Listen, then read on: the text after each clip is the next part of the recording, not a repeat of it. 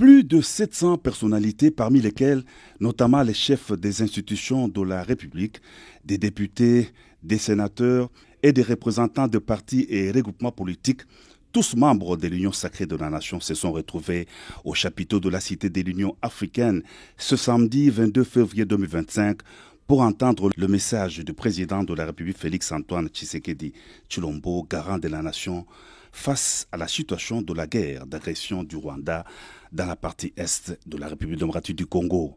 Tout a commencé par la prière et une minute de silence en mémoire de toutes les victimes de la guerre d'agression dans l'est du pays, à laquelle le secrétaire permanent de l'Union sacrée de la Nation, André Mbata, a convié l'assistance. Dans son adresse, le président de la République, haute autorité de l'Union sacrée de la Nation, en a appelé à la prise de conscience collective face à la guerre d'agression, à ne pas être distrait par des querelles intestines. L'ennemi est debout, l'ennemi est actif.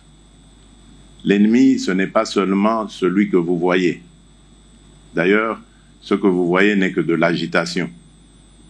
On a pris quelques esprits faibles de nos compatriotes et on les a placés devant pour donner une illusion de quelque chose.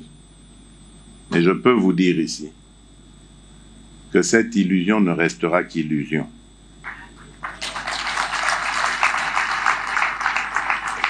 Elle ne se transformera pas en réalité. Parce que nous n'allons pas perdre ce combat. Je l'ai dit depuis le début, croyez-moi, je le maintiens. Le président de la République a lancé un vibrant appel à l'unité nationale. Nous appartenons tous à notre pays, la République démocratique du Congo, a dit le chef de l'État. Et de poursuivre, la RDC mène le combat sur plusieurs fronts diplomatique, militaire et politique. Sur le plan diplomatique, la RDC enregistre des victoires. L'on doit continuer à fournir des efforts, à rester vigilant et actif, a dit le président de la République. Sur le plan militaire, le chef de l'État, commandant suprême des FARDC et de la police, a rendu hommage aux forces armées loyalistes. Il a réitéré sa détermination de monter une armée d'élite et d'assurer la prise en charge des hommes des troupes. Enfin, sur le plan politique, le président de la République a déploré le silence de la classe politique congolaise face à l'agression de la RDC. Parlant du dialogue, le président de la République a indiqué qu'il a toujours tendu la main pour un dialogue constructif, un dialogue de responsables permettant le développement de la RDC, mais pas un dialogue avec des pantins.